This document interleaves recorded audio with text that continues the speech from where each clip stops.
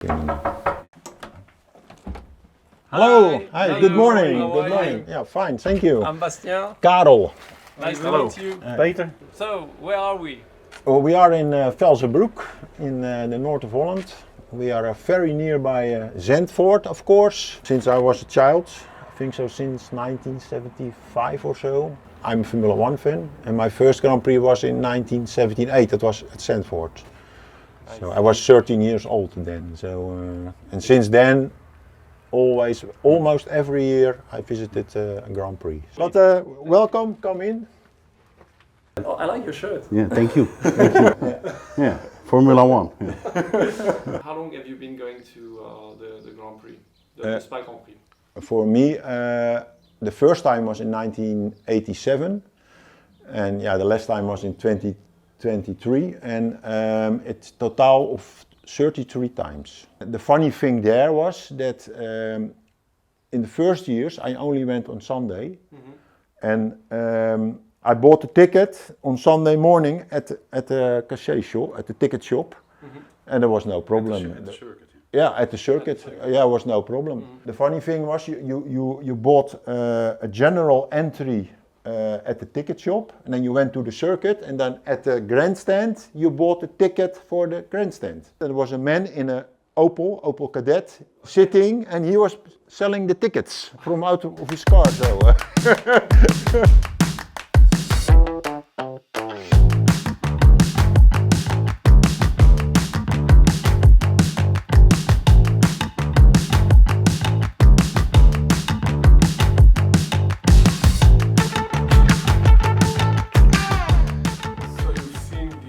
Racetrack. Yeah. How was it compared to the? Yeah, you had the old bus stop. Personally, I think the old bus stop was more interesting than this one because Now it it's is straight much ahead, more. They had to brake very hard, and It were two chicanes. Eh? yeah, there was two There were two chicanes. It chicanes. was The first one it you was had a to brake a hard real and- bus stop. And then accelerate out to start finish. And now it's there is a chicane, but it's only one chicane now. Yeah. But I can remember that it was public road. Yeah.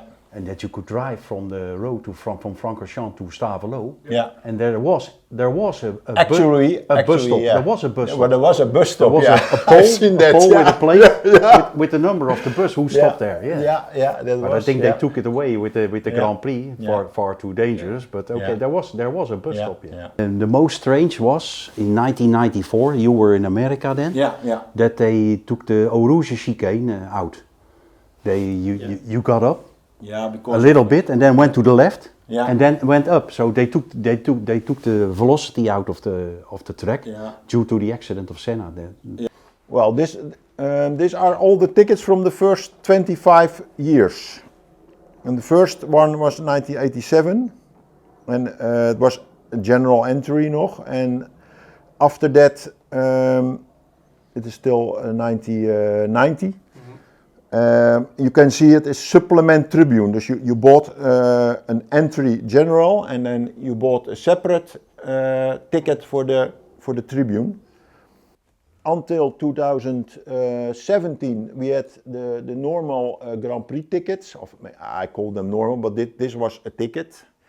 And since then, you have to print them yourselves. Yeah, and it's. I think no. I like the old tickets, you know. That's something to remember. And now you have only this. Yeah, it's only A4, and you print it yourself. Yeah. Now, after I also bought every year a program. So but it's only till 2019 because since 2021, the program is only digital. So you cannot buy any program. The interesting thing is this is the program from 1988, and it's totally in French. So I cannot read it. And the most interesting thing from this program, nowhere in this program it stands that this is the Grand Prix from 1998. Nowhere. The cap, this is an old Decra cap, which Schumacher always wear. But This is with the autographs of Prost and Massa. This was in 2010 during the pit walk. This one, this was my very first Grand Prix, 1987, and it's made at the Camel Straight. Yeah, and it was my first Grand Prix, so I only knew there is somewhere a straight, and I want to stand there. So we walked. I was with a cousin of mine, and yeah, we walked, and then we thought, now it must be here. So we stand here, and now this was a nice place. So this is Williams, Piquet, Benetton, Ferrari. Williams Honda. Ferrari and I think McLaren. Also, they don't do these anymore, but Yeah. this is nice. This is one from 2010.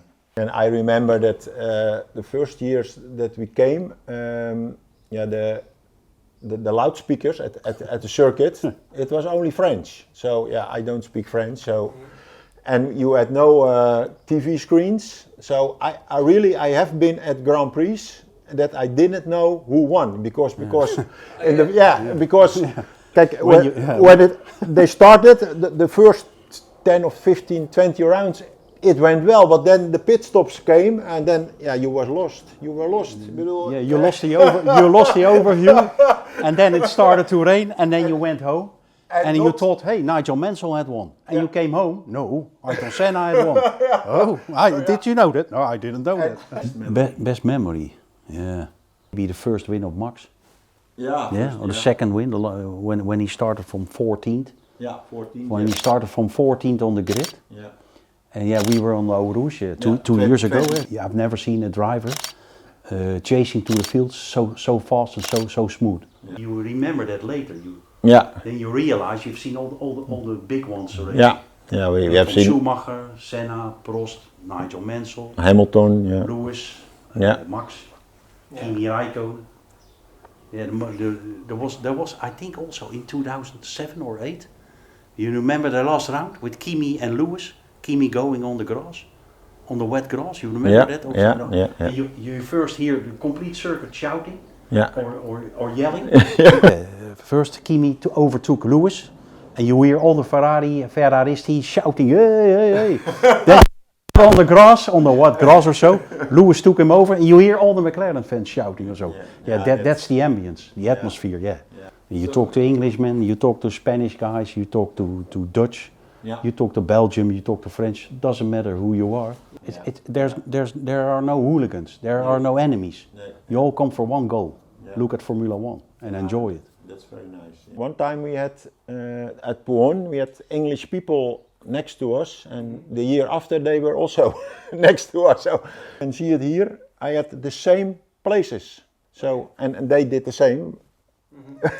So we were next to each other again, but that is the good thing from Spa, because we always order early. We always on the top row because we have always the best places.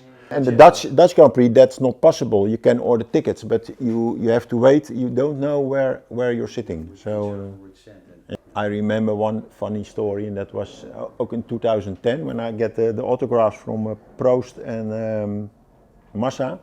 I was in front of the Ferrari pits waiting, but next to me there were two Japanese girls, and they were Massa fan, and they had all Massa and everything Massa. And when Massa came out, they went totally hilarious. They even cried, "Oh, Massa, Massa!" No. The favorite sound, of course, was the Ferrari V12. There was nothing like the Ferrari V12, and it was. We were at Pouhon. But when they came out of the pits and then they can go up Eau Rouge, you already could hear them because there was so high sound. I remember 1994, and I took my wife for the first time on Friday morning. We put on the video at home because Eurosport was still sending out everyone. But the first thing that came out was the Ferrari V12 T2. T4, V12 T4, T4 was with Gerhard Berger, but the noise was that hard and loud. So if you didn't have any earplugs, it would hurt on your eardrums. That was so unbelievable. But she never heard a Formula One car before in her life. So, and he came out, full throttle, and she jumped almost on my leaps. and everyone was sitting, everyone who had no earplugs was sitting that. Nowadays, I think it almost looks like the Formula One is sounding like a vacuum cleaner. Yeah. Compared to that days. Yeah. But I remember also when they put in the chicane at Eau Rouge, they rebuilt it. They had to shift back. Yeah. And when they shift back before the corner, you could hear by the air pressure. You could feel the air pressure of shifting back. This is my own picture. No way. Yeah, no way. Yeah, all we the were. pictures in the books, almost all. Yeah, maybe we one were or on two Gold are 8, Gold 8, and it happened before us. And I always I put my camera on automatic, Yeah. so it makes 35 photographs within seconds or so. 30 seconds or so. Yeah. So I have the whole crash from beginning to end.